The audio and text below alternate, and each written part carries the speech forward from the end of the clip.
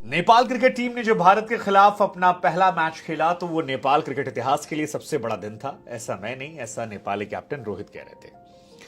लेकिन इस दिन एक खिलाड़ी जिसने अंतर्राष्ट्रीय पटल पर लोगों को यह बता दिया कि गुरु हम में बहुत दम है और हम पर नजर रखिए, और जिसे नेपाल के लोगों ने कहा कि भाई ये तो हमारा सहवाग है।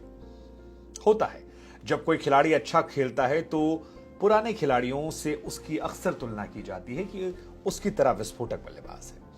इस खिलाड़ी का नाम है आसिफ शेख, और आसिफ शेख आज कई वजह से चर्चा में रहे। एक चर्चा इसलिए रहे क्योंकि आसिफ शेख नेपाल क्रिकेट के पहले खिलाड़ी हैं जो भारत के खिलाफ अर्धशतक बनाने वाले खिलाड़ी बन गए।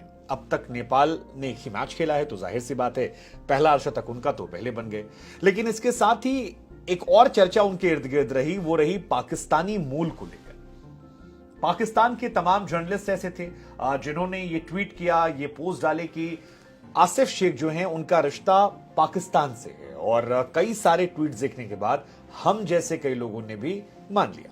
लेकिन उसके बाद जब चीजें वेरीफाई की गई तो पता लगा कि शेख जो हैं उनका जन्म बीरगंज में हुआ है, और बीरगंज और पाकिस्तान का रिश्ता दूर दूर तक नहीं है। दरअसल बीरगंज जो इलाका है वो बिहार के पूर्वी चंपारण के रक्सौल के आसपास से जुड़ता है, और अगर आप नेपाल इंडिया से जाते हैं तो सड़क मार्ग पर ये रास्ता है, वहां से ये आते हैं।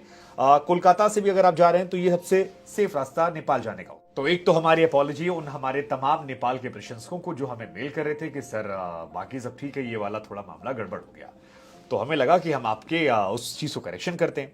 लेकिन नेपाल के इस खिलाड़ी को आपको गौर करना चाहिए। गौर इसलिए क्योंकि इसने जब आज अर्धशतक मारा तो ये पहला मौका नहीं था जब इसे नोटिस किया गया। इससे पहले आपको याद होगा एक बार आईसीसी की तरफ से अवार्ड दिया गया था क्रिकेट के स्पिरिट को लेकर, जब इन्होंने आयरिश बल्लेबाज को स्टंपिंग करने से, रन आउट करने से रोक दिया था, और उसके बाद आईसीसी की तरफ से इन्हें अवार्ड मिला था। तो वो एक जो अवार्ड था वो इनके लिए बहुत खास था क्योंकि ये फर्स्ट नेपाल क्रिकेटर हैं जिन्हें ऐसा अवार्ड मिला है। स्पिरिट ऑफ क्रिकेट अवार्ड इन्हें चुना गया था, और नेपाल के पहले क्रिकेटर थे। जिस खिलाड़ी को इन्होंने रन आउट नहीं किया था उसका नाम एंडी मैकबर्नी था। उसी रन आउट ना करने को लेकर इन्हें यह अवार्ड दिया गया था। दरअसल मैकबर्नी जो हैं वो रन ले रहे थे, और रन लेते लेते वो एक खिलाड़ी से टकरा जाते हैं जिससे समय पर क्रीज पर नहीं पहुंचे थे, और आसिफ शेख के पास रन आउट करने का मौका था। लेकिन इस खिलाड़ी ने क्रिकेट के स्पिरिट को दिखाया और उसके बाद रन आउट नहीं किया। ये क्रिकेट की स्पिरिट हाल फिलहाल में काफी चर्चा में रही, खासतौर पर जब पाकिस्तान में शादाब खान का रन आउट हुआ था तब काफी ज्यादा इसकी चर्चाएं हो रही थी।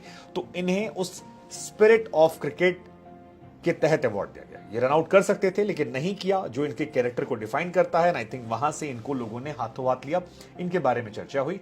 अब बल्ले से चर्चा हुई, पहले कैरेक्टर चर्चा, अब परफॉर्मेंस की चर्चा। और यह खास इस लिहाज से भी हो जाता है क्योंकि नेपाल की आबादी कम है। मतलब आबादी जो है उनकी, अगर आप यूपी बिहार के मुकाबले देखेंगे तो बहुत कम है। इंडिया के तमाम ऐसे स्टेट्स हैं जहां पर नेपाल से ज्यादा आबादी है, और ऐसे में वर्ल्ड के नक्शे में जो एक देश बहुत छोटा सा नजर आता है, वहां से एक बड़ी छलांग लगाना और एक बड़े मंच पर आकर बड़ी परफॉर्मेंस के जरिए बड़ा मैसेज देना, ये अपने आप में खास है। पाकिस्तान के खिलाफ भी उनके गेंदबाजों ने अच्छी गेंदबाजी की थी शुरुआत में 30 ओवर तक, और इंडिया के खिलाफ उनके बल्लेबाजों ने अच्छी बल्लेबाजी की। इंडिया 7 बार का चैंपियन है, तो डायरेक्टली तो इंडिया और नेपाल का कोई तुलना नहीं है क्रिकेट की इस पिच पर। लेकिन जिस तरह से पूरे हिम्मत से वर्ल्ड क्लास बॉलर्स का सामना किया, सिराज जैसे गेंदबाजों की गेंद पर छक्के लगाए, बड़े बड़े शॉट्स लगाए, वो आसिफ को भी डिफाइन करते हैं। हालांकि आसिफ को एक जीवनदान भी मिला था, लेकिन उस जीवनदान का इन्होंने बहुत फायदा उठाया और 97 बॉल पर 58 रन बनाए, जो इस मैच की हाइलाइट्स में एक थे। और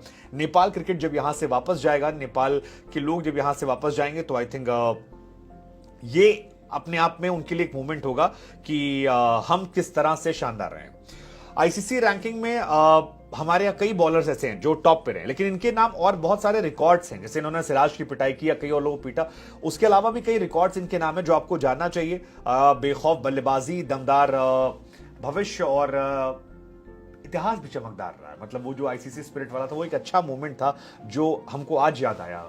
नेपाल क्रिकेट में आसिफ शेख को ऐसे आप समझ लीजिए कि नेपाल क्रिकेट में जो पहली 1000 रन की पार्टनरशिप हुई है उसमें आसिफ शेख का नाम है। आसिफ शेख और कुशल, इन दोनों के बीच 1000 रन की पार्टनरशिप हो चुकी है, एंड आई थिंक ये नेपाल क्रिकेट में पहले खिलाड़ी हैं जिन्होंने ऐसी पार्टनरशिप की है। आसिफ और रोहित के बीच में 585 रन की, और आसिफ और जानिद के बीच में 543 रन की पार्टनरशिप है।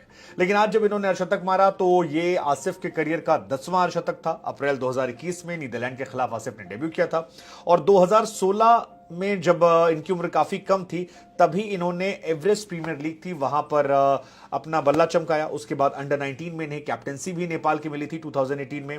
2019 में अंडर 19 एशिया कप खेला, वहां से फिर काफी ज्यादा इनकी परफॉर्मेंस को नोटिस किया गया। फिर 2020-21 में ट्रायंगुलर सीरीज थी जहां पर इन्हें मौका मिला पपुआ गिनी के खिलाफ, और वहीं 2023 में मार्च में इन्होंने पहला अपना हाफ सेंचुरी मारा। तो इनके फ्यूचर को लेकर चर्चाएं बहुत ज्यादा तेज हैं। ओडीआई में अब तक इनके नाम 1 शतक भी है और 10 अर्धशतक हैं। T20 में भी इनके नाम पर 2 अर्धशतक हैं।